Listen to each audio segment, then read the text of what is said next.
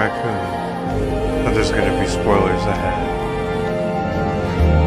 Let's watch this breakdown. Eric Voss, he does like perfect Easter egg breakdown. Oh yeah, by the way, there's gonna be spoilers ahead, like I said. So if you just want me to rate it, I give it a 9 out of 10. I give the movie 9 out of 10. Now, let's watch this, and if you don't want spoilers, audio, but I wanna check out what Eric Voss had to say about this movie, because this movie was it was a different kind of Marvel movie. It felt weird. Welcome back to New Rockstars. I'm Eric Voss, and this is a breakdown of Guardians of the Galaxy Volume 3, the finale to James Gunn's Guardians of the Galaxy saga, and a true heartbreaker for lovers of animals and proper skincare. I am gonna break down this full it was film, crazy, scene by scene, for all the visual details, Marvel Easter eggs, deeper layers of meaning that you might have missed, and I will say you will appreciate this even more if you check out my Guardians rewatch analyses on the Deep Dive channel, including today's Volume 3 live stream Q&A, and Adam support the New Rockstars more. Network with They a made him Guardians-inspired shirt design like this 89P13 They made him like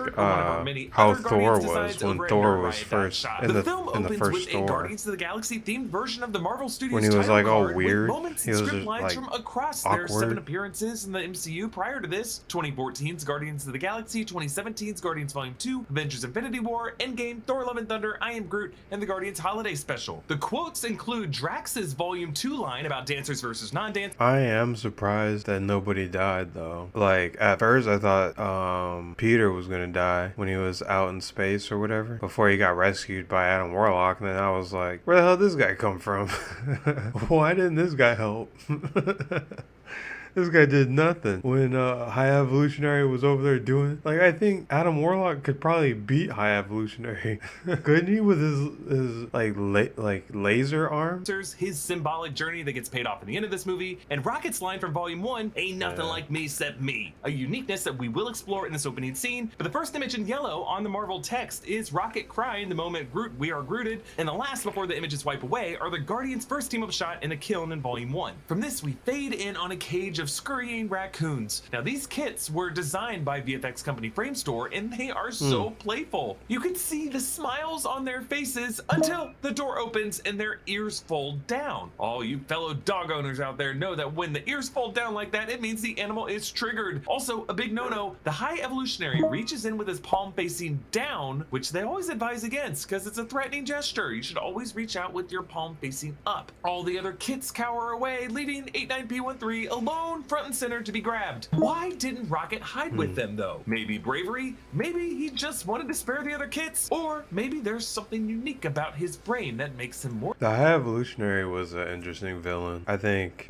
he's probably the best villain Marvel's done in a long time. Probably since Killmonger, or not Thanos, not Kang either. But out of like all the 3 villains, the first one was Ronan, the Accuser. He was kind of blah. He was henchman of Thanos, and then there was Ego. That was Peter Quill's dad. That was pretty cool. And then this one, oh wait, no, Ego was he was really strong. He was a high level Avengers level threat, but the Guardians were able to save the day. They were able to stop Ego. And then in this one, the High Evolutionary, I don't know who plays him. Maybe Eric Voss will say his name. He did really good, especially when he started losing his shit at the end of the movie. I was kind of hoping that Rocket would have killed him though, for what he did to how he got his he got those other furry people killed. You gonna leave him alive? I don't get what the point of leaving him alive is. He's the High Evolutionary. They should have killed him. I didn't say to see if there was any after credits though. I just got back because I wanted to see Eric Voss's take, because he always breaks it down really good, and this video is 46 minutes, so let me keep going. Defiant in the face of this kind of cruelty. There's this really cool effect where we push in on Rocket's nose and the fur warps into a different head shape. In the trailer, it's just a cross dissolve, but in the film, it shows how Rocket's skull was physically reshaped by Wyndham's surgeries. This cruel experimentation on Rocket was alluded to in the past films, the implant scars still visible on his back in the kiln, his drunken rant. I didn't ask to get made! I didn't ask to be torn apart and put back together over and over and turned into some little monster. Rocket, no one's calling you a monster.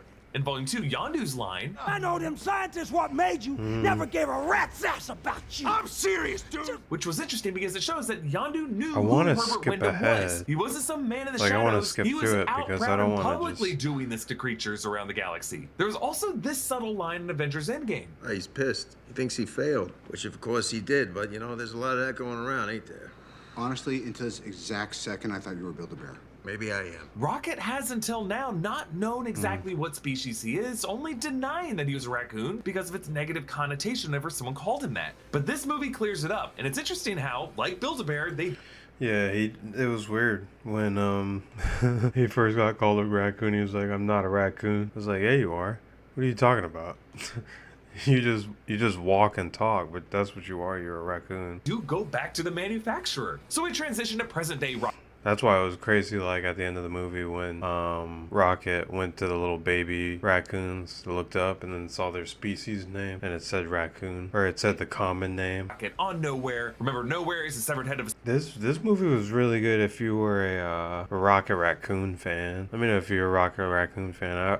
I like Bradley Cooper as Rocket Raccoon. I was glad that he wasn't gonna be like incapacitated for the whole movie. Like, he eventually got healed, and then he, you know, got his revenge on the High Evolutionary. But now that guy's I just said, now that guy's like out in the Marvel universe now. He could be like the next Thanos. He built like an entire planet and then blew it up. Like. He created a civilization, called it Counter Earth, and then blew it up. I can't even remember why. Hopefully he says why. I forgot. Celestial, introduced in Volume 1 and revisited in Infinity War, and as of the holiday special, the new home of the Guardians and all the refugees after Nowhere. Thanos' conflicts. We hear an acoustic version of Radiohead's Creep, played from the Zune. This Zune was passed on to Peter Quill from Yondu via Kraglin at the end of Volume 2. Let me know in the comments below if you had a Zune. I did. I remember having one of those. I can't remember what year it was, but that was like the hipster, like, oh, I didn't have an iPod, I had a Zune, because it was Microsoft, right? I wonder why they stopped making them. Microsoft could easily get away with making something like that, but like a phone. Wait, doesn't Microsoft have phones? Yeah, don't they? Well, I'm getting sidetracked. To replace Peter Quill's Walkman and mixtape that was crushed by ego. This Zune contains music from all decades, all the way through the 2000s. So this soundtrack has some modern music on it. Creep came out I in remember 1992, the and it click has been noise it would sampled and make used again and when again, you most would notably in the Swedish Girls Choir rub cover your of the finger Social Network across the trailer finger music. pad. This song is the anthem of the lonely outcast. But we have to note that Radiohead's Tom York told Rolling Stone that he thought his lyrics were pretty good. So it's really a song about self-hatred and hating yourself for hating yourself. James Gunn always writes his track list into his scripts, and he plays the music on set to inspire the actors and justifies the music source. James Gunn, I'll say, Guardians 1, 2, and 3 were all three of them were good. Like, it's gonna be interesting seeing what he does with Superman, because he's doing Superman. So, you know, you got the guy that just did this movie, and he did Peacemaker, the Peacemaker series, and then he did the Suicide Squad, the three Guardians of the Galaxy. He's about to make Superman, so I wonder if he'll keep the same style. I'm trying to picture what a Superman and a James Gunn style would look like, because this should be coming soon. In the context of the scene to make it diegetic, so that the songs aren't just randomly playing over everything, but really they're a choice a character made to play and to listen to. Rocket chose this acoustic version of Creep to feel especially mopey about the all-time mopiest song. Rocket passes Mantis and Drax. Mantis tries to get Drax to dance, and he says, "Only idiots dance." This calls back Drax's line in Damn, we're Volume in 2. like the Two types very of beings beginning in of the universe. movie. Those who dance and those who do not. Which inspired my long-running MCU theory that all Marvel characters are either dancers or non-dancers. And dancers are the team players, while the Yeah, non-dancers might dancers. need the multiverse or some other kind of love connection to find a dance partner. But eventually, everyone in the universe is going to join in some kind of dance, for better or worse. Nebula pins up a neon sign written in the I'm kind of glad that Peter and Gamora didn't get back together at the end of this, because, you know, realistically, that doesn't make sense. You know, maybe they can build a new relationship. Now they see eye to eye or whatever. Maybe they can build that back up, but like, as you know, I mean, this is spoiler territory, so if you didn't want to hear, you didn't you could have clicked off the video, but Peter went to go see his grandpa. I was wondering if that was Chris Pratt's real dad, because, you know, that scene was kind of powerful. It's kind of crazy that they're, like, just thinking about it, that there's not going to be a volume 4. I don't know, maybe. After DC does, let's wait till DC does their thing. Marvel's probably about to, fucking screw up, and they're going to fire, Jonathan Majors, and he was already King, so they would have to recast. It would mess everything up. But I don't know. If he gets charged, he gets charged. But yeah, there won't be any more Guardians. It's going to Superman. A Cree language that translates to Guardians of the Galaxy, which closed many of the Yeah, hold on. college jock stage of his development, having a different anatomy than the Volume 1 adult Groot, because that Groot was technically this Groot's father. They are not clones of each other. Groot is a species called Flora Colossus. They feed on what's called photonic knowledge that's gained from light sources. And since Groot has been in the company of beings like Quill and Mantis who are descended from a celestial, I have theorized that he might have absorbed their celestial light and he grew more this way. It was confirmed in the Guardians Holiday special that Mantis is indeed a child of Ego, making her Peter's half-sibling, explaining why one of Ego's mates in that movie was the same race as Mantis, part of a deleted scene in which we would have met Mantis' mother. Nebula has a new nanotech weave arm. Gunn confirmed that this was made for her by Rocket to thank her for gifting him Bucky's detached vibranium arm from the holiday special, which we still have no idea how she got. Rocket continues to listen to the song all the way into this bar on Nowhere where Peter's drunk. We saw him moving in here in the holiday special. He's still depressed over Gamora. He's got issues. Rocket sits a drink from a container marked in Kree letters that translate to milky something. Peter passes out, and all the Guardians join Nebula as she carries him back to bed. Something that sounds like they have to do all the time. And when she tucks him in, he grabs her arm and says, "I love you, Gamora," which is really gonna sting Nebula, since Gamora was always the preferred one when it came to Thanos' affections. But who knows? The way Peter looks at Nebula later in this movie, there might be something there. On directed by James Gunn. That was weird. When Peter was like staring at Nebula, I was like, "Oh, Peter, what are you doing?" Fucking weirdo. Went from Gamora to Nebula, back to Gamora. Now they're chill, I guess. Now in Peter's bedroom, a way of showing James Gunn putting this trilogy to bed. Now in the exterior establishing shot, Nowhere is established with new coordinates. Now these kind of location coordinates They from all three show movies up have been in confirmed to another contain James Gunn's Avengers long lost movie. Easter egg. It's gonna take us some time to decode the ones in this movie, especially since we haven't fully decoded the ones in the past two films. But trust me, we will break this down in a future video once we do. It's gonna be a very big deal when this Easter egg is finally decoded. Now remember, in Volume 1, the coordinates were M3RD 17H17211 plus 2121224, which the online codebreaker community translated to Meredith Quill. That's his mama. Mama. Meredith Quill X or something related to that. But Nowhere now being different coordinates tells us that this skull is She died of cancer. That's shit. All because of ego too. That shit's so fucked up. Oh yeah, there was the F giant jet word. engines on the back. The first F word in the Marvel universe.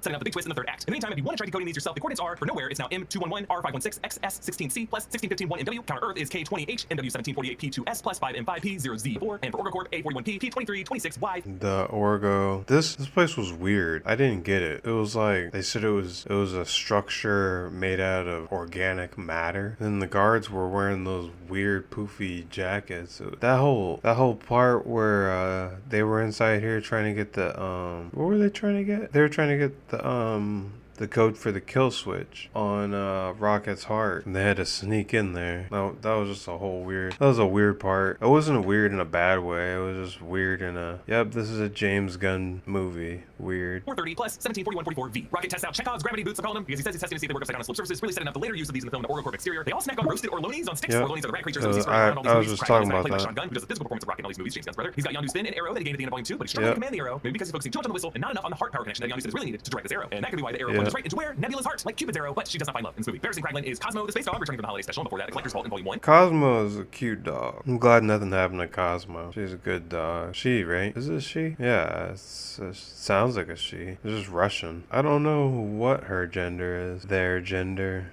I don't know what their gender is. And I don't want to touch that topic with a 10-foot pole. She is telekinetic and voiced by Maria Bakalova. Cosmo in the comics is based on the tragic story of Laika, the Russian dog, who was sent into space by the Soviet Union on a test mission and never returned home, like the animals in this movie, cruelly sacrificed in the name of science. Rocket Yeah, let me go back. Gotta play a tribute to them. Maria Bakalova. Cosmo in the comics is based on the tragic story of Laika, the Russian dog, who was sent into space by the Soviet Union on a test mission and never returned home, like the animals in this movie, cruelly sacrificed in the name of Yeah, these four. Well, these three. It's sad how she died because they were all happy. They were happy. They had just escaped or whatever, and they were gonna go. And then the High Evolutionary just bam shot her in the back. I was like, damn. And then the backup came, and then they started shooting, and then Rocket grabbed something and started shooting, and then Rocket like scratched the shit out of the High Evolutionary's face. That's why at the end of the movie, the High Evolutionary was wearing that face. It was like a reconstructed face.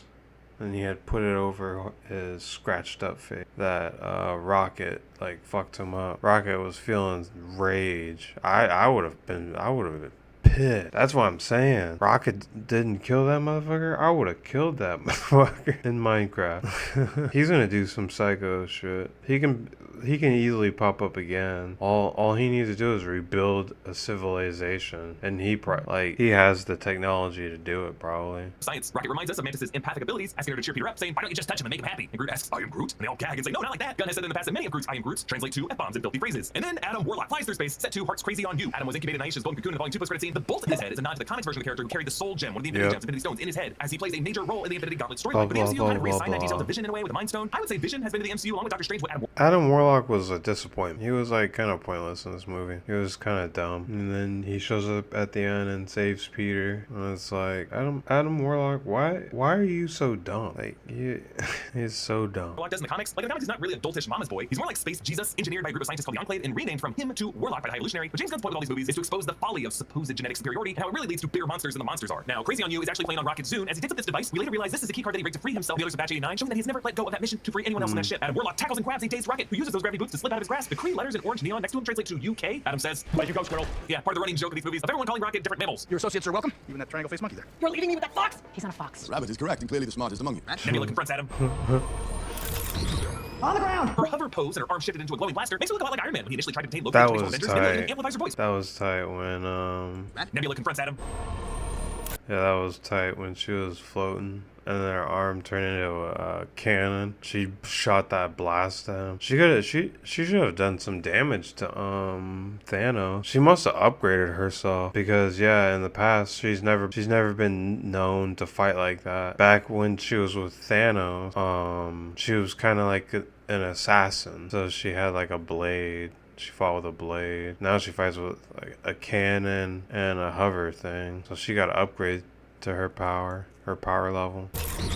On the ground! Her hover pose and her arm shifted into a glowing blaster makes her look a lot like Iron Man when he initially tried to contain Loki in the 2012 Avengers. Nebula even Like amplifies her voice with a Iron Man. loudspeaker function. And it kind of sounds like we hear the Stark Propulsor warm-up sound effect during these scenes. So who knows? Rocket may have built upon his nanotech after seeing the Stark tech during his time on Earth in Endgame. Adam punches Nebula in the jaw, dislocating it. This is the same jaw dislocation that Nebula snapped back into place when she was fighting Gamora in Volume 1. He tosses her into that Orloni stand and she knocks them everywhere. Groot pounces on Adam and he cocoons him in his branches. But since Adam is accustomed to busting out of cocoons, this doesn't last long. Groot gets beheaded, but luckily later sprouts branch legs out of his head, looking like the spider head form of the alien shapeshifter in John Carpenter's The Thing, starring Peter's dad, Ego. They're able to repel Adam, but this attack on Rocket leaves him mortally wounded, with the others unable to use a med pack due to a cybernetic kill switch installed by Wyndham, who considered Rocket's parts proprietary technology. So on Death's Door, Rocket flashes back to Wyndham's initial Yeah, I talked about the kill switch already. operation. A close-up of Rocket's eye, his trembling, restrained body with tubes and needles. You can actually see his paws shaking in the shot. Remember, his Xandar booking screen Volume 1 showed, quote, cybernetic skeletal structure, enhanced phalange and metacarpal bones, and genetically augmented cerebral cortex, which means they augmented his paws to give him opposable thumbs, and they made him smart enough to know what they are doing to him. We see a close-up of 89P13 tattooed to his chest. Remember, I'm 24 minutes into this. 25 minutes into this. And I'm only at number 16. that Rocket had in the first How film, many and are was there? part of Batch 89. Hold on. I'm at number 16. Out of... Should I just let the playback speed go back to normal? I just watch it? Yeah, I just let it go. I'll give my thoughts. I don't know. When I think I should speak up about something. 9Q12, aka Lila, who was also listed as an associate on that booking screen, meaning either Rocket told others about her over the years, but since Quill says that Rocket doesn't talk about his past that much, more likely scenario is that Wyndham told other authorities Rocket might bring her up, which is also pretty effed up of him. So Rocket meets these others of Batch 89 in the cage. Lila is an otter creature voiced by Linda Cardellini, who also plays Laura Barton in the MCU, but was a past collaborator with James Gunn in the Scooby-Doo films and the movie Super. Lila, of course, is Rocket's past love in the comics, but here it really just seems like they're really, really good friends and never builds beyond that. Teefs the Walrus is voiced by Asen Chaudhry. He tells Rocket,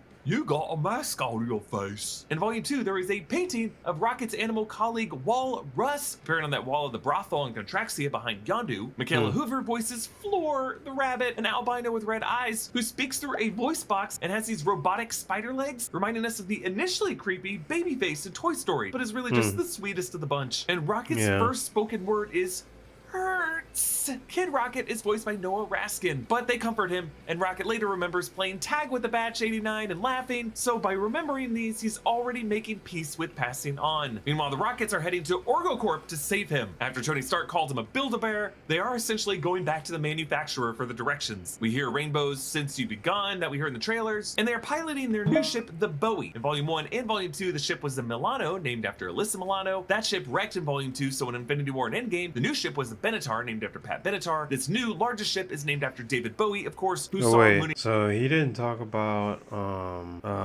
what didn't he talk about? Oh yeah, and on Oglethorpe, or what is this place called? Orgocorp. He didn't talk about to save them him. going After Tony in Stark there. called him a Build-A-Bear, they are essentially going back to the manufacturer for the directions. Yeah. We hear rainbows since you've begun that we heard in the Yeah, trailers, and then they are they're right piloting the here. new ship, the Bowie. In Volume 1 and Volume 2, the ship was the Milano, named after Alyssa Milano. That ship wrecked in Volume 2, so in Infinity War and Endgame, the new ship was the Benatar, named after Pat Benatar. This new largest ship is named after David Bowie, of course, whose song Moon Age Daydream played when they first arrived to Nowhere in Volume 2. Aisha and Adam meet with Herbert Wyndham on his base on Counter Earth. Now, in the comics, the High Evolutionary Herbert Wyndham is Marvel's ultimate geneticist. I can't believe they killed that not high evolutionary. What are them gold people called? He killed the mother. They killed the mother when he pretty much destroyed the planet. That's what I'm saying. How you not gonna do something to that guy? Put him in jail or something. Initially introduced in But you know what? I didn't wait until after the after credits. So I should just skip to that part because I know all this stuff. Thor comics in 1966, and he played a role in the 2008 Well. Annihilation Conquest storyline. I said I know all this, and then right when I press play, it's like some deep cut comic book stuff that just popped up. And there's no way I knew that. So like Eric Voss, yeah, he definitely breaks it down because they bring in comic book stuff. Who's this guy? What the hell? Oh, this is the High Evolutionary in the comic. Hey, he's big as fuck. Can he like shapeshift? See, that's what I'm saying. They didn't kill him, so he's gonna come back. He's gonna be even stronger than he was. He was OP. That these Guardians films are partly based on. He's known for creating animal. I feel like that's what's weird about the power levels in Marvel, because I feel like the High Evolutionary could probably kill who could he kill? He could probably kill Thanos. He probably could have. Well, not with Thanos with all the Infinity Stones. Oh, what if the High Evolutionary stumbles upon Ultron and then brings Ultron back and makes Ultron like perfected? What good fortune that this progress has caught the eye of the High Evolutionary. I have the urge to make something new. He's such a creepy Even character. hybrids like the Anti-Men or the New Men, and having a fortress on Mount Wundagore where Pietro and Wanda Maximoff like, spent some why time do you as wanna Beta-X. be Here he's God? played by Chakotay Uiji, whom Gunn just worked with last year on Yeah, he HBO's was good. Peacemaker. Counter Earth in the He comics is a was- synthetic version He of was Earth a 10 created out by of the High 10.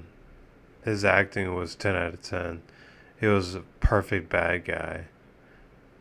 Perfectly portrayed bad guy. He was just straight to the point bad guy. He's not like Thanos, where Thanos is like, oh, well, he is like Thanos, because Thanos is like, I'll kill for the greater good, and that's pretty much like how the High Evolutionary is. He wanted to kill Counter Earth, and then they wanted to take Rocket's brain. I don't know what he was gonna do if he caught Rocket. Enslave him again? He was just gonna enslave him and think that the Guardians of the Galaxy wouldn't do anything? and place a microsecond I'm out of 30 dimensional minutes sink in in order this. to hide it from Earth, but here it's just an artificial copy of Earth built in physical space. In the comics, it's populated by the New Men, but in this movie, it is a similar race of Wyndham's evolved animals from Batch 90 and beyond. Yeah, We learn Batch that Wyndham 90. himself created the Sovereign as, quote, an aesthetic experiment, calling them, Sovereign. quote, beautiful numbskulls, but your egos have run wild. This is why the Sovereign, when we met them in Volume 2, or their planet, didn't have any basis in Marvel Comics. They were original creations by Gunn, because Gunn always intended them to be products of a higher power. Their obsession with genetic What? That's crazy. I thought these gold people were so wait, is Adam Warlock not one of these people? A sovereign? Or is he a sovereign? Or is he just Adam Warlock? Is he just something different, cut from a different cloth? design inherited by the High Evolutionaries' genetic superiority. It And looks their oddly weird. artificial planetary chain, really a construct, the way face is Counter all, Earth like, is. stretched Also right interesting here. that the Abelisks fed on the Sovereign's Annulax batteries, or if you're Drax, Harvillary batteries, and generally terrorized the Sovereign, when Wyndham also has on his ship Abelisks, suggesting that they were also his creations. Just shows that Wyndham trying to play God and create his own animal kingdom results in these species devouring each other. He's no better than the Celestials are at creating peaceful, balanced biodiversity. Wyndham says Adam was Yeah, I meant forgot to about be the Celestials. warlock, the apogee of that people. In the comics, it's the High Evolutionary who renames him, this being's divine name from the Enclave, and renaming him Adam Warlock. But Aisha blames Wyndham for taking Adam out of the cocoon too early. And I love the design of Wyndham's stretched out face tissue, how it's pulled over this metallic clip on his temple. In the flashbacks, Yeah. that same metal clip is on the outside of his skin. So right away, we know that his present day face is really a mask covering something horrible underneath that happened in the time between. The Guardians arrive at Orgo Yeah. Corp, Orgo meaning organic. Yeah, that's what happened when after the High Evolutionary killed his friend, he fucking lost his shit. He was scratching the shit out of him. He must have scratched the shit out of him and then left. And then he found Groot somewhere. They should do that. James Gunn should do that project. Make it like a Disney Plus short or something like that. When Rocket met Groot. That'd be cool. Because we got all the stages of Groot. And then now they got Alpha Groot, like the really big Groot at the end. Let me stop getting Or sidetracked. carbon-based, as this is Wyndham's corporate front for the cybernetic parts and implants used around the galaxy. The fact that This is Yondu getting knew long. scientists made Rocket tells us that this galaxy knows who Wyndham is and just looks the other way when it comes to his experiments on lower life forms. Nebula points out how this facility is bioformed. Instead of being built, it's composed of living matter. This structure is fleshy and it has a thick yellow fluid running through it. Inside, you see the yellow fluid running through hoses and pouring down fountains. Looks This weird. could be the same fluid as the obelisk's yellow blood, especially since Wyndham made them both, and it could even be That's the same another- yellow fluid derived from the celestial spinal They're- tissue they're- on Nowhere that they're Drax people splashed made by into. the High This movie doesn't Evolutionary. explicitly link all of this, Everybody- but they all look like everybody the was same made by thing, the and it High would make sense for Evolutionary. Wyndham to try to evolve life forms using goo that he pulls out of the corpses of the gods of the cosmos. They fly the Bowie through these plasma shields. Was he a human? Is he just a human that with like a human cyborg, half robot, half human? Is he from Earth? He figured it out how to get into space, or is he from a is he not, or is he human? He's just not from Earth. Well, where would he come from then? Look, this is 37 minutes. Let me keep going. And Mantis reminds Peter that he has family back on Earth. His grandfather Jason, who made a cameo back in Missouri in Volume could 2, just cut setting it up off the ending now. scene of this movie. Now, Peter falsely remembers that his grandfather, quote, screamed in my face and pushed me out of the room, which is not true at all. Grandpa was the one who put Meredith's present in his backpack for him and tried to keep him from running away. And Peter says, You know what's sad? People on Earth die when they're like 50. Are you about to die? I'm not 50! and if you look closely at Drax, when Mantis asks if Peter's about to die at age 50, Drax nods. Also, he's eating Zarg nuts in this scene. This is a snack food that he ate very slowly in Infinity War to show his ability to become invisible. You're eating a Zarg nut. Yeah, Zargnut. So slow that it's imperceptible. Peter's red shirt in all of these scenes has an Orloni on it. Maybe this is a shirt he got from that roasted Orloni stand on Nowhere. And Nebula's contact arrives. The Ravagers, led by Sylvester Stallone, returning as Takar Ogord from Volume 2. Also returning as Kruger, who opens Doctor Strange-style sling ring portals. He is a Lem species, a sorcerer. In the comics, That's he's actually crazy. Sorcerer Supreme from Earth 691, an alternate 31st century reality. His Ravager badge on his chest has a green gem on it, which he might use as his own Eye of Agamotto. Now, of course, it wouldn't be the Time Stone. The Time Stone was atomized in this universe, remember. There's also Martin X. What? There was that guy? That's crazy. Because when I'm watching the movie, I'm just watching it or whatever. I'm just saying, like, look, guy made out of diamond. This diamond face guy. He's gonna have some, like, deep cut lore. That's crazy. This guy, what does this say? Who's he fighting here? Is this the High Evolutionary? Is this Dormammu? What the hell's going on? From Earth 691, an alternate 31st 691. century reality. His Ravager badge on his chest has a green gem on it, which he might use as his own Eye of Agamotto. Now, of course, it wouldn't be the Time Stone. The Time Stone was atomized in this universe, remember. There's also Martin X, once again played by Michael Rosenbaum, and Mainframe, who was previously voiced by Miley Cyrus, but is now voiced by Tara Strong, who voices Miss Minutes in the TVA and Loki. We learned Gamora has joined these Ravagers. Remember, this is the alternate 2014 Gamora from Avengers Endgame, who turned against Thanos, but since went As we're just gonna hop right over that change in voice. I wonder what happened. Her own separate way from the Guardians because she has no memories with Peter and the other Guardians of the Galaxy. She and Nebula just give each other this wordless nod, which I love it. It's just how these sisters communicate throughout this movie. The Orgocorp jumpsuits that they change into have this interesting logo that looks like an X, but kind of like a flayed man, evoking both the Vitruvian Man of Leonardo da Vinci, but also poor Rocket when he was splayed during his operation. Rocket flashes back to another memory with Wyndham when he completed complex equations on the blackboard and seeing Counter-Earth as Wyndham points to the blue sky and a rocket inspiring 89P13's chosen name. And at this point, slightly older Rocket is now voiced by Bradley Cooper again. Wyndham explains that the chants they are listening to are a recording, quote, over 5,000 years old, translating to be not as you are, but as you should be. This would suggest that Wyndham has access to sound recordings from 3000 BC. Now, the language he spoke sounded like Latin, but ancient Rome was not that old. So this must be another older civilization like the Kree or the Xandarians, or hey, maybe even the Eternals. Whatever the source, sound recordings from 5,000 years prior sound like something Wyndham could have gotten via a connection to a time traveler like Kang the Conqueror. His telekinetic purple armor seems to operate similarly to Kang's suit in Quantumania. Wyndham shows Rocket his plan for Batch 90, a chamber with mist that can guide any organism through millions of years of evolution in an instant. What if he links this on a turtle who becomes something like a they left him alive, now he's gonna go find immediately Kang. goes violent due to the overproduction of a certain They're kind gonna of be in protein. trouble. Now, it's not labeled as such, but this process They're looks a gonna be lot in like trouble. Terrigenesis, a process in the Marvel world in which fucking- Terrigen mist is inhaled and causes the creature to mutate into a superpowered inhuman. In the comics, that's how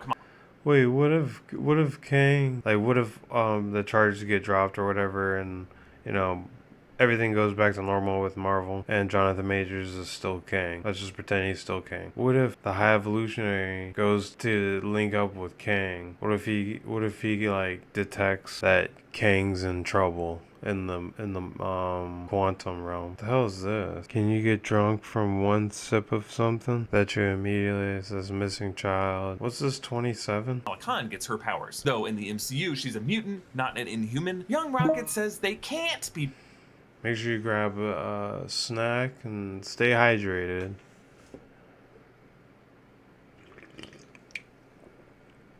Peaceful, but Wyndham corrects him, cunt, with a proper British accent, which also sounds like he's calling Rocket something awful, but also perhaps referencing the philosopher Immanuel Kant, who founded the ethical principle that an action can only be moral if A, it is motivated by a sense of duty, and B, its maxim may be rationally willed a universal objective law. Wyndham believes he is following Kantian ethics, to rebuild the world, to free it from violence, even if his methods to achieve that are cruel. Rocket observes the problem with the filter causing this side effect, something Wyndham didn't see, proving to Wyndham that Rocket possesses a brain uniquely capable of invention. Although all of Wyndham's creations went through this kind of cruel experimentation, only Rocket succeeded this way, which could just be a random coincidence, or might suggest that Rocket has some unique genetic condition, the way Peter Quill, from his mother Meredith's genes, was the only one of Ego's progeny to carry the celestial gene. Will the MCU nut up and label this mutation?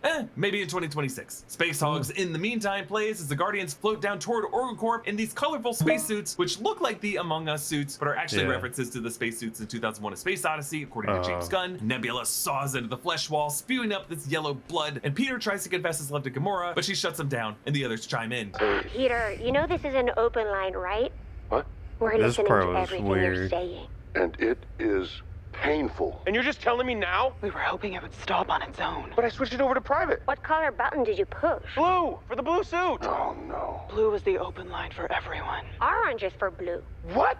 Black is for orange. Yellow is for green. Green is for red. And red is for yellow. That part was so confusing. It like broke my brain when she said that. And then Drax says what he says, and I'm like, what the hell are they talking about? No, yellow is for yellow. Green is for red, red is for green. I don't think so. Try it then. I would have been confused as fuck. Yeah, that would have sucked. You were right.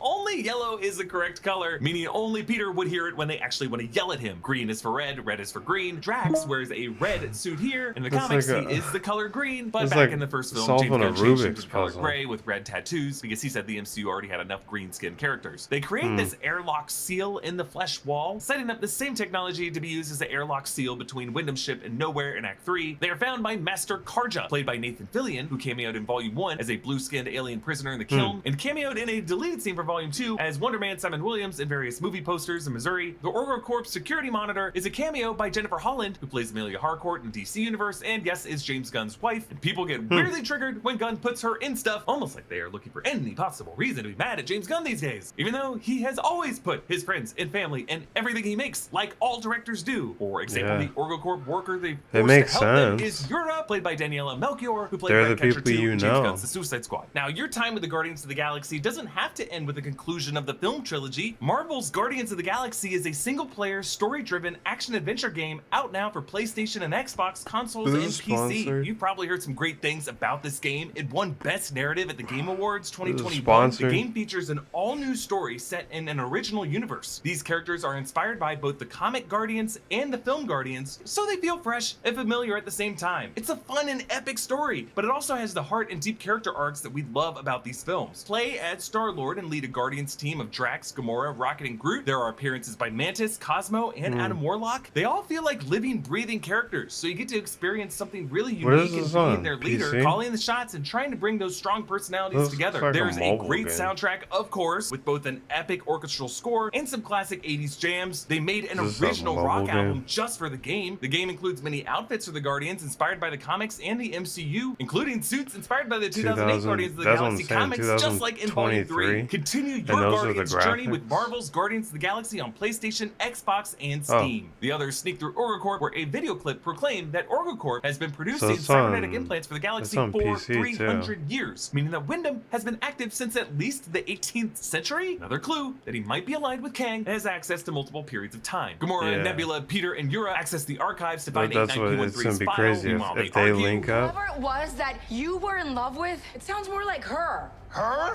Do not bring me into this. This part was weird. What?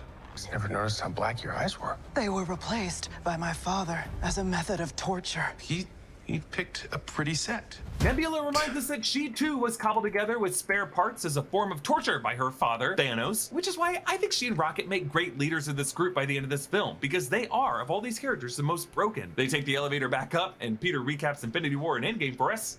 We used to be in love. Yeah, she was my girlfriend, only she doesn't remember it because it wasn't her. Because her dad threw her off a magic cliff and she died, and then I lost my temper and nearly destroyed half the universe. And she came back out of the past. There she is. Everyone else who died in the past stayed dead. Not her. Why? Was it the magic cliff? I don't know. That's some freaking Infinity Stone scientist. Infinity Stones. Dude who met a girl, fell in love. That girl died. And then came back a total dick. He's an Infinity Stones scientist. Some important information, but that is the gist of it. I like how Peter owns up to his part in punching Thanos out of that trance when they nearly got that Infinity Gauntlet off his hand. But to be fair to Peter Quill, it wasn't solely his fault that Thanos won. A lot of people made a lot of mistakes. Also, Thanos was just a badass. He's gonna find one way or another. Also, this whole scene does feel like James Gunn's meta commentary on the MCU, taking his characters and killing one of them off in other movies, complicating his plan for them. But I love how Peter tosses that 89P13 sphere like a baseball. Chris Pratt did the same thing with the orb in the 2014 film and dropped it, a take that they left in the film. We see in this section how a younger Gamora's less empathetic approach as a child of Thanos, as she threatens everyone and shoots Jennifer Holland in the leg, while Peter prefers a less violent approach, promising Yura he's just gonna speak to the Orgo sentries from his heart, but really he's just wanting her to get into the system to make their suits float. Funny. He starts by using his heart and ends up using the kind of clever move that Rocket would with his brain, because Rocket did essentially the same thing in the kiln in Volume 3, causing all the guards to float so they can get out of there. Meanwhile, Rocket remembers the memory where they all pick their names. From the first one. I'm gonna make great machines that fly. And me and my friends are gonna go flying together. Did you notice into the that? forever and beautiful Let sky. me know in the comments. Lila, and Teefs, and Flora, and me. I don't want this. Is this gonna go over an hour? Yeah. Rocket.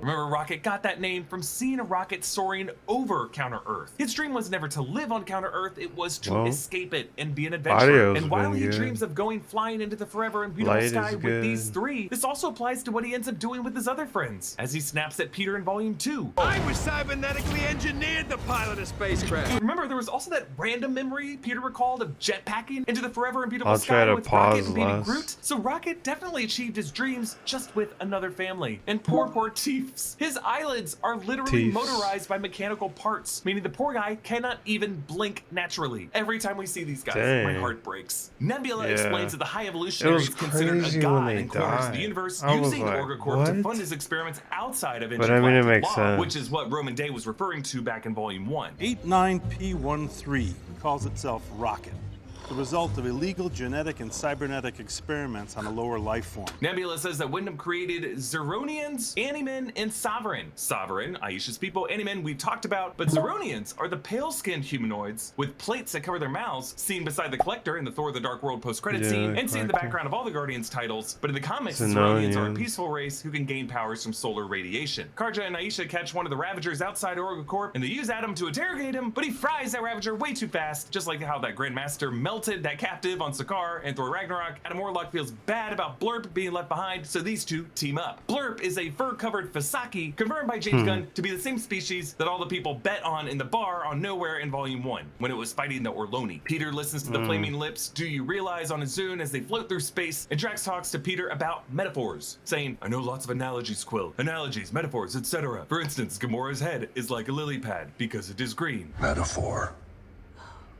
Calling back Drax's ongoing struggle with metaphors from the first film. Yeah, I'll have to agree with the walking thesaurus on that one. Do not ever call me a thesaurus. It's just a metaphor, dude. His people are completely literal. Metaphors are gonna go over his head. Nothing goes over my head.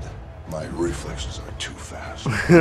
Catch it. Then onto another flashback, Wyndham drunkenly demands VOL3 to tell him how he knew about the protein That was issue funny. and demonstrates that he figured it out, evolving a kangaroo and a monkey into humanoid forms. He says Batch 89 was never going to counter Earth, saying, you can figure out the complex workings of cytoplasmic filtration systems, but you couldn't figure out that. Poor Rocket, he's a genius when it comes to technical That's stuff. why I but he's was just like, too man, trusting, Rocket and should that's have not killed his that fault. fool. That's Wyndham's fault for giving him this brain and giving him too loving of a heart. Wyndham orders to keep Or Rocket arrest for him. studying, and for the rest of Batch 89, Like, they could have to arrested counter him. Earth. Faith No More's We Care a Lot plays as they arrive to this planet, which is interesting. mean, just what- like Earth. what- They got polar ice what caps happened? like Earth does. Nebula says the gravity is Xandar -1, comparing the gravity to that of the planet Xandar. Did he die capital of off the Nova Corps. anyway? And as they approach the city, there's a 'Cause his, doppelganger for Liberty Island and the face Statue got of Liberty, ripped but off? with Herbert Wyndham holding a monkey, his way of making himself the savior and the open-armed greeter for all these animal hybrids. They land the Bowie right Yeah, in the he middle of the destroys suburb, the and whole they realize that fucking Wyndham designed planet. it to reflect American He's like, suburbia in the yeah, 1980s. fuck the exact this era race. and setting that Peter left behind. This girl Fuck this bounces whole a kickball to planet. Drax, and he immediately pegs her with it. Oof, that sound effect. It's just so specific. We all know that sting of getting pegged in the face during dodgeball. These suburbanites rage, and Groot gets pegged in the face with a rock, so he grows into this stretched out, monstrous form, and he wags his tongue to scare them. It looks like he is using a chunk of bark as a tongue. He's foretelling his own ambitions to grow into Alpha Groot, where he Yeah, Alpha Groot. This is Alpha Groot. And, like, this is, like, the first credit scene. Like, mid-credit scene. I remember seeing this. So he's real buff now. I think he's with Rocket. He's with Rocket. He's with that girl from the, civilization. The High Evolutionary Civilization of children. would be a But show or no. they're not gonna do a fourth one. They could always leave it up though.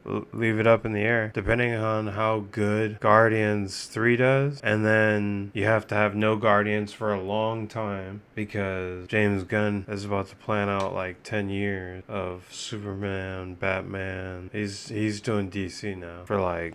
And then the next 10 years, probably 15 years, 15, 20 years, Marvel's gonna keep on going, and I guess they could write his characters into stories in the future. I just don't know which ones. Maybe a Captain Marvel team up, like Rocket and Captain Marvel. Grower in the post-credit scene. Inside this counter-Earth home, we hear this wild song that's called Koinu no Carnival from Minute Waltz by What? Huh. Hammock.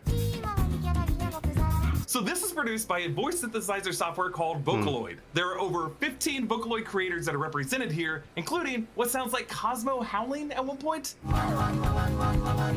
It is so cool that they had this awesome song in here. And the detail throughout this house is just so good. The family portrait. Who else thought that like that whole civilization looked creepy? Yeah, I thought they freaked me out. It's like the way they were freaked out about how humans, and they had like their own language. It is sad that fucking he just destroyed the planet. It was like, yeah, fuck this planet. Boom. How many times has there been like a planet destroyed in a Marvel movie? Because the Earth has never been destroyed in the MCU. I wonder what James Gunn's gonna do for DC. Make sure my mic is still recording. It's in the growing pain style setup. Yadro figurines, it looks like. Even this kind of Busy World Richard scary wallpaper that shows a bird sitting on a swing and a mouse walking past a fence. Yeah, I didn't see the woman's that. car, but he and Nebula This is struggle the to F open the word. door. Push it down. I am pushing down on it. This is where history was made, folks. Push the button. It looks like you're pushing the keyhole. The what? There's a button under the handle. Press that in. Okay. Now what? Open the door. Ah, so this, of course, was uncensored in the movie, but it is the MCU's first official uncensored F-bomb. All the others we've heard so far have been censored, like Senator Stern in Iron Man 2. Yeah. Mr. Stark. You, buddy. Or self-censored via editing or some other form, like Nick Fury when he dusted in the Infinity War post-credit scene. Yeah. Or the running gag in the Spider-Man films where the what the f get cut off. What the That's right, folks. James Gunn said that you can only get away with one F-bomb in a PG-13 movie, and he's generally right. He said that Chris Pratt improvised it and they left it in. The MPAA restrictions on these things are really weird and subjective, but usually they prefer it if you're gonna try to put an F-bomb in a So Chris Pratt was just he was just ad-libbing to open the fucking door. PG-13 movie, if it's gonna happen at all, to occur at least an hour into the movie. And this one hits at an hour and 10 minutes in. As Peter tries to drive the car, since he was a kid when he left Earth, he's terrified. Mine The street sign was cautioning 58 drivers about minutes. pedestrians has animal heads instead of normal round human heads. Gamora drunkenly I hope goes through that's Peter's okay. backpack that he left Earth with, finding a Polaroid photo of Peter with his mother Meredith 'Cause and I grandfather just Jason, dropped and the one of Peter's F-bomb. ALF cards. We saw But, some ALF stickers on the tape deck on the Milano in the 59 first film. minutes in. ALF comics are technically Marvel canon, like ALF shows up in the Infinity Gauntlet storyline, and one of these comics showed up in I Am Groot. During this section we hear Alice Cooper's I'm Always Chasing Rainbows. Peter, Nebula, and Groot drive through the slums of Counter-Earth, and we see a drug I deal feel like I going should wrong. speed An it up octopus again. head dealing with some cockroach heads. The dealer is apparently played by Dane Robert DeLiegro, a basketball player turned actor who played the Predator in Prey. Wyndham broods while the test subject Phyla runs in a ring around him. Eric Like the jogging Voss sequence in breaks- 2001: A Space Odyssey. Wyndham he says breaks these kids it survive down. on 30 calories a day and an hour of sleep a week. I And he plans wonder- for these to populate one of his upcoming colonies. I wonder what is this? Is this on the New Rockstars channel? Yeah, I'm gonna like it. Yeah, it's on the New Rockstars channel. But then, what was it? He has another channel. He has the Deep Dive channel that he does projects on when he gets like real in depth. I'll probably watch. I'll just watch that on my own. I probably won't do another video for this. This is just my review of Guardians of the Galaxy 3 with spoilers. Phyla is played by Kai Zen and returns in the post-credit scene, the MCU version of Phyla Vel, who becomes Quasar in the Annihilation Conquest storyline, the What? artificially created daughter of the Kree Marvel and companion to Drax's daughter Moondragon. Aren't these comic book movies are crazy. Everything's linked together. Moondragon? I Based like on her that. glowing eye in that post-credit scene, it looks like her powers are going to be rooted in the same kind of Kree cosmic radiation source as Monica Rambeau, Kamala Khan, and Carol Danvers. And then the final flashback, Rocket returns to the Batch 89 cage to free the others, enjoying one big hug from Lila, who repeats, "It really is good to have Fred." And then blam, shot in the back by Wyndham. By hugging Rocket, she served as his human shield. But perhaps the most disturbing thing about this scene is how Wyndham wails mockingly back at Rocket. Like in Silence of the Lambs, when the Senator's daughter screams in the well and Buffalo Bill just screams back at her, all creepy. In rage, Rocket sprints to Wyndham and claws at his face. And Wyndham fires back at him, missing Rocket. But as Rocket realizes later, those blasts hit teeth and floor. And so, back in the present, we get our first look at Wyndham from the side, where we see that his face is really just his skin tugged and bolted in to the side of his head. The reason he looks this way is because Rocket left him this way. And Wyndham chats with Peter. I visited your planet many years ago. Earth. Yeah, what he did is he Rocket attacked his face and he was wailing on it. Like imagine what a raccoon could do to the regular flesh on your face. That's why like under that mask, the mask was a replica of his face before the incident, pretty much, and he has it kind of stapled on the side of his head. That's why he's a creepy looking individual. Hasn't been my planet in a long time. Your people had wonderful spirit.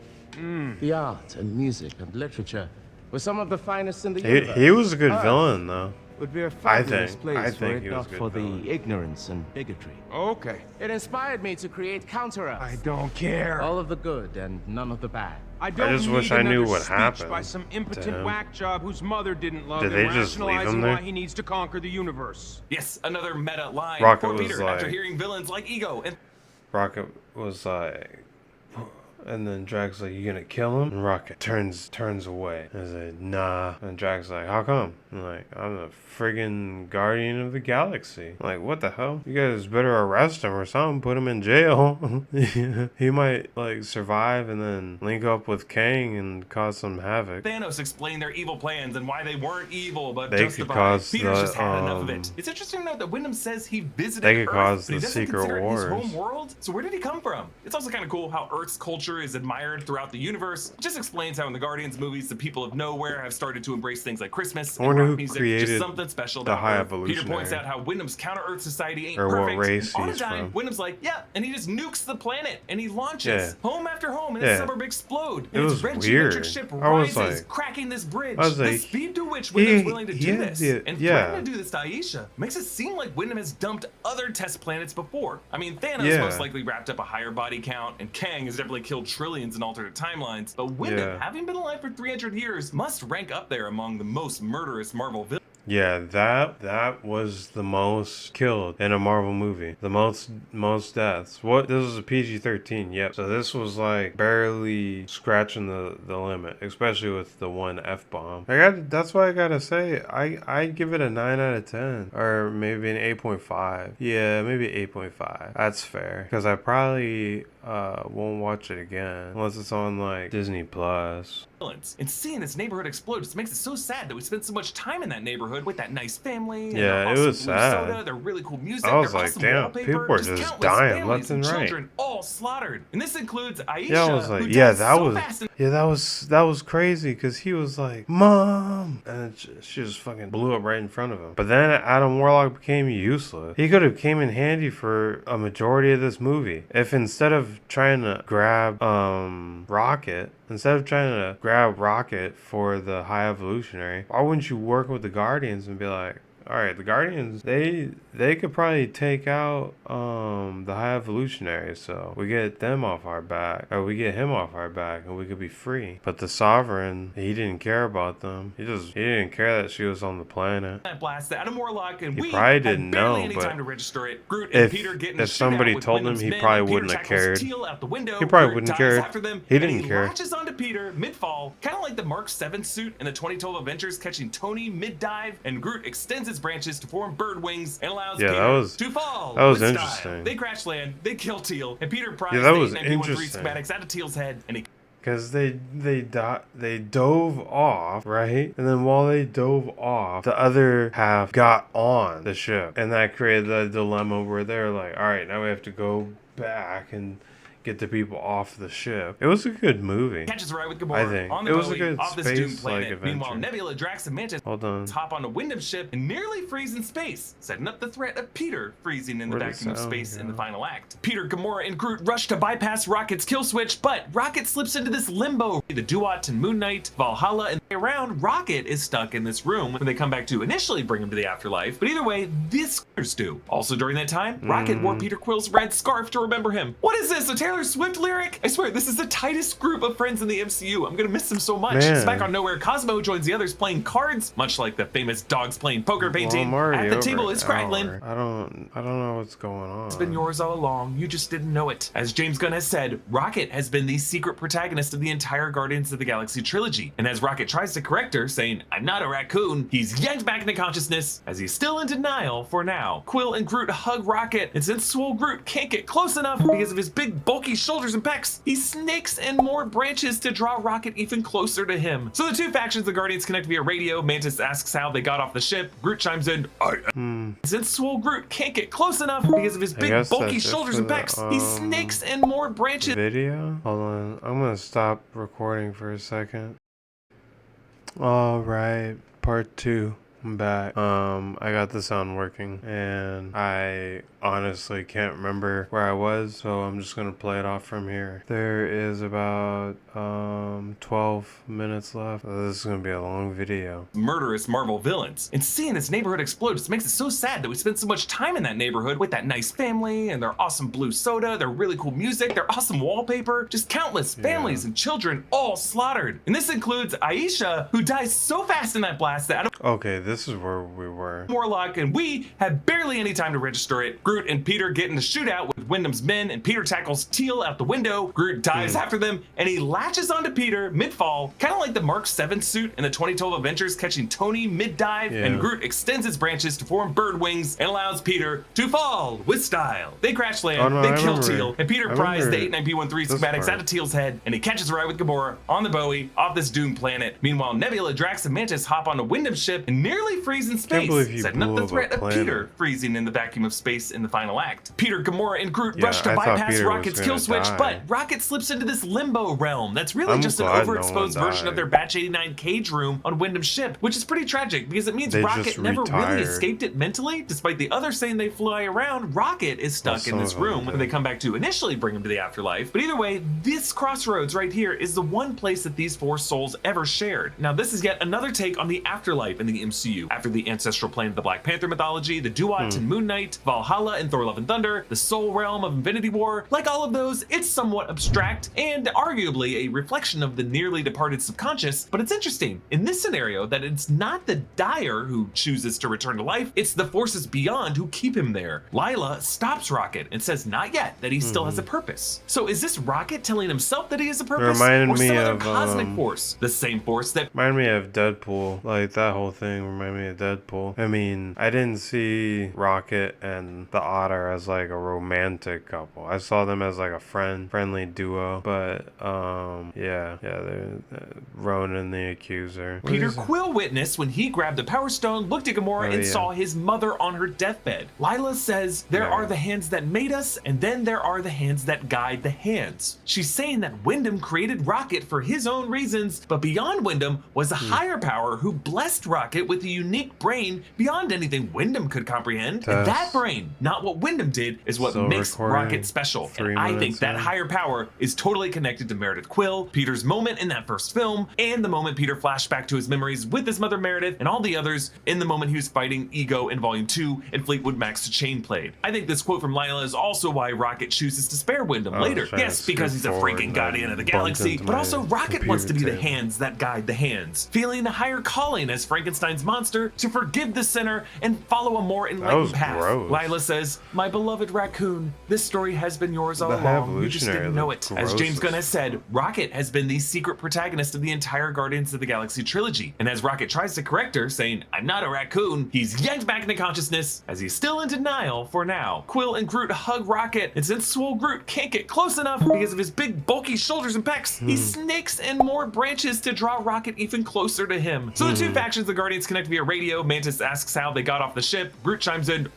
Yeah, they should do like a when Rocket met Groot. And from those three words, Mantis is able to... Unless they already did it. Because I could see James Gunn do that. I don't think he did that, though. Maybe there's a comic. Gather that they jumped off the ship and Groot turned his body into a parachute. So not only are they all getting better at interpreting Groot's vocalizations, Mantis, as an empath, is just more sensitive at picking up the subtext between the words. Nebula breaks down in relief upon hearing that Rocket is okay. Remember, while all the other Guardians were dusted, Rocket and Gamora were the only two of them left behind. And those two spent 5 years together. So they have a much stronger friendship than most of the others do. Also during that time, Rocket wore Peter Quill's red scarf to remember him. What is this? A Taylor Swift lyric? I swear this is Marvel. We don't even know if they're gonna have the same big bad, because if they have to replace Jonathan Majors, that's gonna look really bad, especially if it turns out that he's innocent, because we don't know if he's innocent or not, right? I don't have chat. I wish I had a chat. the tightest group of friends in the MCU. I'm gonna miss them so much. So back on I might not have a chat, but if you're out there watching, if you're a lurker like me, and you're enjoying what you've been watching, make sure you smash the like button and then hit the subscribe button. Hit the notification bell so you get notified every time I make a drop. All right, let's finish this. Nowhere, Cosmo joins the others playing cards, much like the... What I really want to see is, they're almost through the story. I need to see the post-credit scene. I didn't see it. Famous dogs playing poker painting. At the table is Cracklin, Howard the Duck coming back, once again voiced by Seth Green, and and a cameo by Lloyd Kaufman, James Gunn's mentor from his days with Troma Entertainment, who actually played a prisoner at the kiln in Volume 1, and then that Xandar antiques dealer from Volume 1, played by Christopher Fairbank, who had a great role on Andor and shared the screen for this iconic moment. What are you? I'm Batman.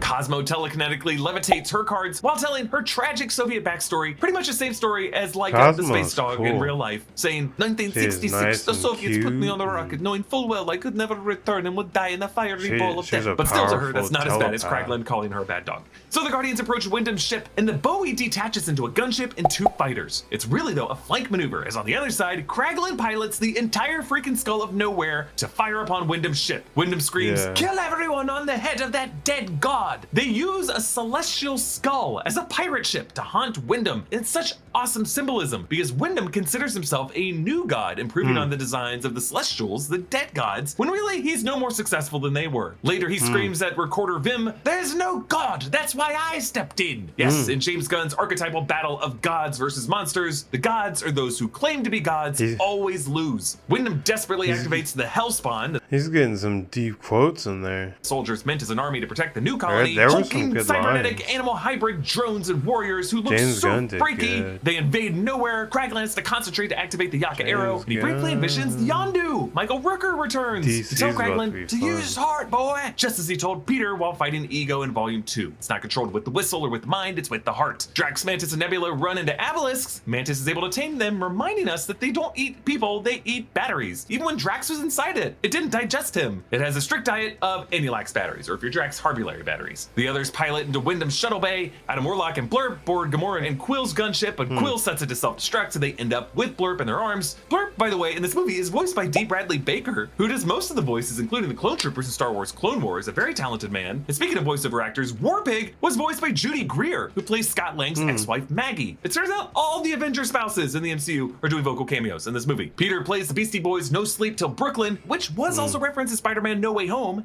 No sleep till bum bum bum bum Boston. Beastie Boys are having a bit of a moment in Marvel right now with Intergalactic and the recent trailer for the Marvels, but then set to this music, we get a full 2-minute unbroken long take of the Guardians slaying their way through this hallway. It's a true celebration of Yeah, that teamwork. was Every cool. 5 seconds there's a cool new detail, the way they work together. Like we stay with Groot's Yeah. branches initially as he punctures through the Hellspawn, That one was of a them cool fight down the guy's scene. throat. As Groot grows more and more branches to poke through his body, Mantis swings from this same branch like a gymnast beam and lands on a guy's shoulders, flipping him almost at back the into end. that same branch. Then Rocket shoots a Hellspawn, lands on Groot's shoulders, calling back that image in the kiln in the 2014 Yeah. film. He runs along this branch, and the camera follows him as he jumps and shoots Yeah. downward, and then through Yeah, the hole yeah. in one of the Hellspawn's bodies that he just shot. Then we It was like watching a cutscene to a video game. It was crazy. Like, where you gotta press the button at a certain time. What kind of games are those? focus on Peter Quill as he works his way down the hallway, attaching taser nodes to 3 different guys, and then just waits Like Until Dawn? Or, yeah, Until Dawn. to activate them until they're all running back at him and Nebula. Nebula gets her neck dislocated and her head just dangles down her back as Yeah, she continues to that fight. was And we end the weird. fight with Gamora using her Godslayer's I was like, why is this girl, her neck broken? And then she can just fix it like that. And her arm. She must have got a upgrade with Tony when they were trapped up there. Wait, no, because she didn't even have that in Endgame. sword to sever that octopus captain in half, and Blur pops on the midsection stump. So cool. Mantis frees one of the hybrids. I was screaming at something scary behind you, not you. You look really cool. Thank you. This guy is named Lambshank, and I think he's voiced by James Gunn. Rocket returns to his old cage, looking inside and seeing a dozen more other kits just like him, and he uses the same key card to free them. On the door, he reads the label, Lumnus Wildlife Center, TER 3211 9021. I would say these could be Terra's coordinates, but the coordinates were different in the Captain Marvel film and the Marvel's trailer, so I'm not really sure. Origin, North America, Kingdom, Animalia, Phylum, Chordata, that refers to animals with backbones. And then we skip order, class, family, and get to genus, species, Procyon lotor, common name raccoon, which establishes Rocket as a true-born North American raccoon, and he came from Earth, just like Peter Quill did. Wyndham interrupts, tossing him, calling him an abomination, and 89P 313! And the way Uji shouts this code, it sounds just like Javert in Les Miserables, shouting 24601. Rocket really has been his Jean Valjean, his lifelong pursuit, and Javert is destined to fail. Because I'm pretty sure when Russell Crowe fell into that fountain, he landed on his face. Gamora delivers on Quill's recurring promises that this would be a face-off, and he peels off Wyndham's face mask, revealing that gooey disfigured face underneath from how Rocket left him. And this moment totally evokes Red Skull in the first Captain America film, a character who's technically still alive in space in the MCU.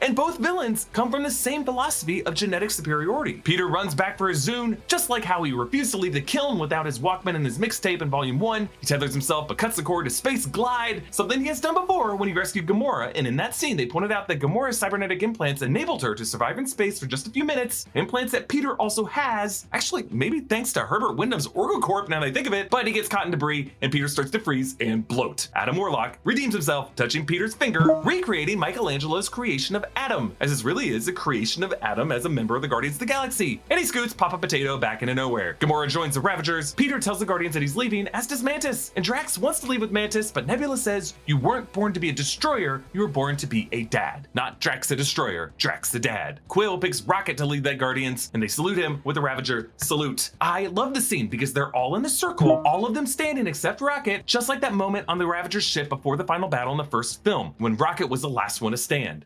Bunch of jackasses standing in a circle. And Groot says, "I love you guys." The first time we heard him say anything other than "I am Groot" or "We are Groot." But I like to think we, the audience, are in the heads of the Guardians in this moment. We are hearing what they are hearing, because after 9 years and 7 titles before this, finally our ears have adjusted to the vocal variances of Groot's voice, and we can understand him. We, finally, are Groot. Rocket sits beside 2 of the raccoon kits that he saved with a note from Peter written on a corner of an Alf. Yeah, I was gonna say that was hella meta. That was deep with Groot, and you know, hearing Vin Diesel talk normal is like we can hear Groot. It was crazy. And I went back and got this for you. Knowing how big a fan James Gunn is of Britney Spears, he did name his old dog after her. Is this not an "Oops, I Did It Again" reference? Well, baby, I went down and got it for you. Aw, you shouldn't have. Oh, no, wrong song. Instead, he scrolls to the 2000s playlist and plays Florence and the Machine's The Dog Days Are Over. And everyone warms up to it because, as Wyndham said, there is just something about the arts and music of Earth. Groot dances again. We saw him rocking out in the Guardians Holiday Special. Rocket joins him. Peter, meanwhile, returns to Missouri and his grandfather, Jason Quill. The origin of Peter's middle name, Jason, and Greg Henry once again plays Jason, as he did in the 2014 film and in a cameo in Volume 2. Oh. In the post-credit scene, Jason... I don't know why I thought it was like his real-life dad. His newspaper includes a reference to Kevin Bacon's abduction in the holiday special and a shout out to James Gunn's dog Lola. And back on Nowhere, the dance party rages. It draws in Drax, who previously insisted that he was not a dancer, but the kids get to him. And we see the new Guardians lineup, including Rocket and Groot, who will soon be Alpha Groot or King Groot with that crowned head in the post-credit scene, as well as Kraglin, Cosmo, Blurp, Adam Warlock, and Phyla Vel. The journey of this series has to bring a bunch of misfits together in a dance battle to save the universe. And that battle has finally been won. Please subscribe to the Deep Dive channel. Also, our official 3rd channel in the New Rockstars Network, The Break Room. It's getting its own channel. This is going to be the new home of future Break Room episodes and where all of our after shows and reaction videos will live. We actually have a few great videos coming out throughout May, so head on over to subscribe to The Break Room right now for new content and official. Okay, I went straight there. Alright, let me see if I can. His newspaper includes a reference to Kevin Bacon's abduction in the holiday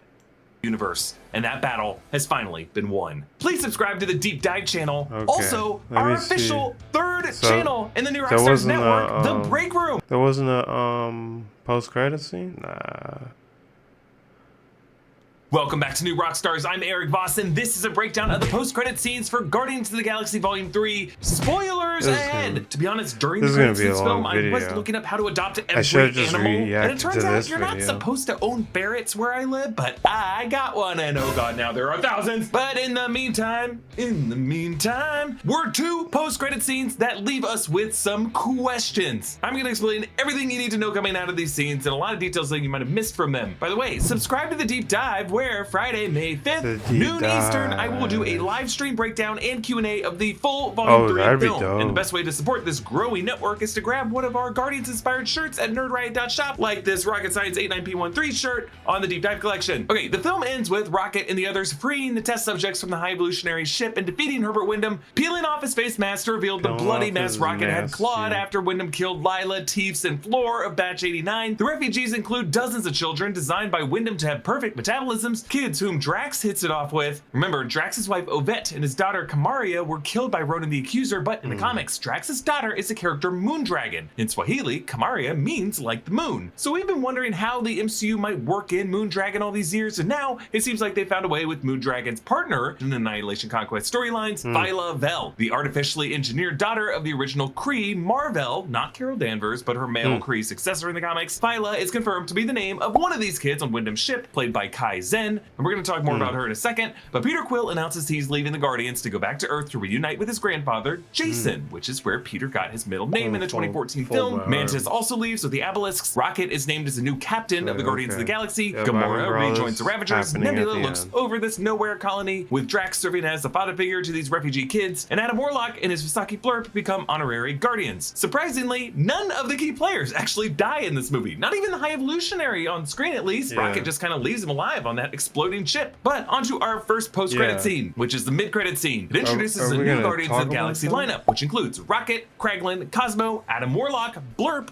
Groot, and Phyla Vel, who's also suited up in Guardians Blue. One of her eyes glows, and she now seems capable of firing energy blasts from her fists. It looks as though she's being established as the character Quasar. Now in the comics, Annihilus takes the quantum bands from Wendell Vaughn, Quasar, and they're given to Phyla Vel, which enable her to manipulate light energy to conjure an energy sword. And the fact that her eye glows a specific color, just like how we see Monica Rambeau's eyes glow colors in WandaVision and the recent trailer for the Marvels. Yeah, Phyla's powers here in the MCU seem to be coming from the same places of powers of Carol Danvers and Kamala Khan and Monica Rambeau. Kree cosmic radiation, like the bangles worn by Kamala Khan, and the villain of the upcoming film The Marvels, General Dar Ben, successor to Ronan the Accuser, with her own Cosmi Rod. Phyla is the latest character with Kree bangle tech that allows the emission of this kind of cosmic radiation. Phyla Vel Quasar could actually make an appearance in The Marvels. And in case you haven't noticed, the MCU is definitely setting itself up to have kid versions of every hero to bring together a future Young Avengers lineup. So far, we have Peter Parker, Kamala Khan, Cassie Lang, Kate Bishop, Riri Williams, America Chavez, Hulk's son Scar, T'Challa Jr., Gore's daughter, we think her character's named Love, Heimdall's son Axel, you know, that CGI spirit face that they somehow made worse on the Blu-ray release, as well as our good old friends Tommy and Billy Maximoff. Billy's actually rumored to be a teenager in the upcoming Agatha Coven of Chaos. There was also a young Loki variant in the TVA's Void, and Elijah Bradley in the Falcon the Winter Soldier. Marvel could be setting up a future conflict where the adults of the MCU are taken off-world or off-reality in an Avengers Secret Wars conflict, leaving it to the kids to protect Earth in the meantime. Though, since we won't be getting Avengers Secret Wars until 2026, or more realistically later, Marvel's got to move, because by then, all these young actors are going to be like on season 6 of Euphoria. But in this scene, Groot is revealed to be the giant boulder that they were leaning against, waking up into a 20-foot tall gargantuan. I think this is Alpha Groot. In the I Am Groot shorts, Baby Groot drew a picture of his larger form protecting all of them, which seemed like a callback to the 2014 We Are Groot moment, but this Baby Groot would have no memories of his father's life or his death, so instead this might have been Baby Groot dreaming of his Alpha Groot future. So why is Groot huge and why does he keep growing? Well, we talked about this when he was introduced as his Swole Groot form in the Guardians Holiday Special. This Groot is not a clone of his father, he's his father's progeny, and thus has different DNA and a different anatomical growth rate compared to his dad. The Flora Colossi species grows from what's called photonic knowledge. It's a photosynthesis type process, and since this Groot has been exposed exposed to beings descended from celestials with all their celestial light that courses through their veins, this Groot's photonic knowledge might have been boosted by celestial light. So in the scene, they talk about their favorite music acts. Phyla says Britney Spears and Korn. Kraglin says, I gotta go with the man, Garth Brooks. Cosmos says the Carpenters haven't had a single bad song. Adam says Adrian Belew, both solo and his work with King Crimson. But Rocket plays from the Zune, Redbone's Come and Get Your Love, which was the first song we heard adult Peter Quill play in the first Guardians film as he approached the temple on Morag to get the orb. The Guardians are protecting a red-skinned race of humanoid townsfolk from a rabid roving band of creatures. Kraglin says, I guess I can handle this by my lonesome if y'all want to chill, referring to the fact that he's now mastered Yondu's Yaka arrow. But Rocket says, nah, it'll go fast if we all do it together. And he wakes up Groot. Phyla asks, don't you feel a little bad for them? Because a big point of this movie was having an empathy for all of God's creatures, or one of the God's creatures. And Rocket says, yeah, sure, but these townsfolk can't protect themselves. And Cosmos says, on your word, Captain. And Rocket says, word.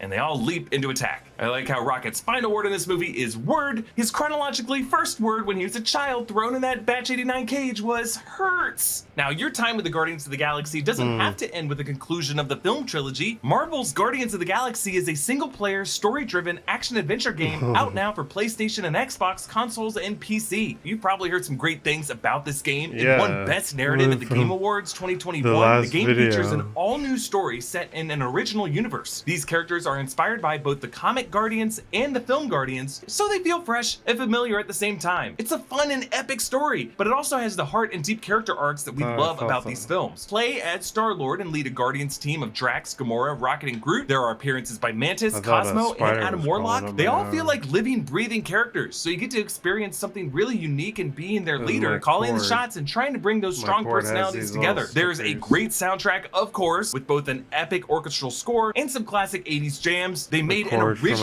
rock album just for the game. The game includes many outfits for the Guardians inspired by the comics and the MCU, including suits inspired by the 2008 Guardians of the Galaxy comics, just like in Volume 3. Continue your Guardians journey with Marvel's Guardians of the Galaxy on PlayStation, Xbox, and Steam. Now, the second post-credit scene catches up with Peter and his grandfather Jason in Missouri. Peter eats recurring new Rockstar-sponsored Magic Spoon cereal, and he wears a shirt for Breakies that was a very sugary and not as good for you 70s breakfast cereal. Grandpa Jason reads from a newspaper with some headlines. Alien abduction, Kevin Bacon shares all, referencing Kevin Bacon's abduction by Drax in the holiday special. Another reads, Lola the Puggle wins Best in Show at local dog event this weekend. Lola is James Gunn's dog. In the first two Guardians films, Gunn cameoed his previous dog, Dr. Wesley Von Spears. In what seems like some retiree goss, Peter talks about helping a neighbor mow her grass, but says she has a 45-year-old adult son who could just watch him from the porch and should do it instead. And Jason says, don't even get me started. And Peter responds, well, now I kind of want to know. Now, well, again, this seems like just gossip people in retirement villages talk about. My mind definitely goes places. Like Peter's DNA from Meredith Quill and thus Jason Quill is what made Peter uniquely capable of exhibiting Ego Celestial gene, because all of those other kids didn't exhibit the gene. So if Jason had another adult son who lives in this neighborhood, who knows? That son might have an X gene or something. The final title card promises the legendary Star-Lord will return. Now, the legendary Star-Lord is just how Star-Lord is known, kind of like the Amazing Spider-Man or the Incredible Hulk. But legendary Star-Lord was also the name of a 2014 comic run by Sam Humphries, where comic Star-Lord learns that he is the sister Victoria, a Spartax, commander of the Spartax Royal Guard, and daughter of Peter's father in the comics, Emperor Jason, or Jason. Before we knew that Grandpa's name was Jason, we thought it was just a reference to that in comics. So we'll see. In the MCU, Peter's half-sister is definitely Mantis, fellow child of Ego, who I would say has a claim to be the new Star-Lord as she explores the stars with her obelisks. But there may be another child of Jason Quill on Peter's mother's side with a unique genetic condition to explore this legendary Star-Lord angle. Hey, big announcement here. If you live in Los Angeles, come join us live for a special event on Friday, May 26th, 6 p.m. Pacific at the Lyric Hyperion Theater. There are limited in-person tickets available, and if you don't live in LA, premium live stream access is available worldwide. Links for both the in-person and the live stream tickets are in this video's description. I'd love to hang out with you. Also, a reminder to subscribe to our new channel, The Deep Dive, and support us by grabbing some merch at nerdriot.shop. You can follow me on Instagram and Twitter at EAVoss. Follow New Rockstars and subscribe to New Rockstars for more analysis of everything you love. Thanks for watching. Bye. And I'm subscribed.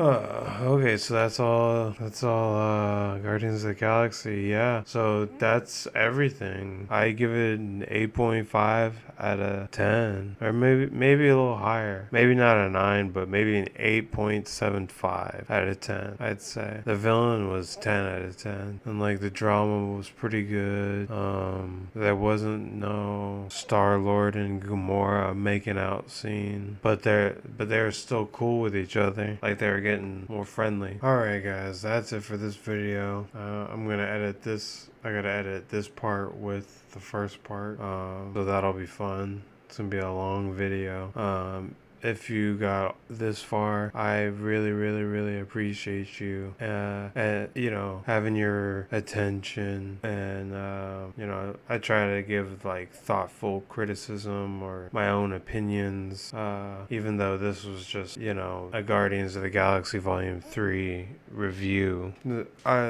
This is like really long. It's like an hour and a half. So if you watch this whole thing, you are a G. So go ahead and smack that like button, and then smack that subscribe button so you can become a lurker, and then click the notification bell right next to the subscribe button and click all notifications. That way you can be notified every time I make a drop. Well,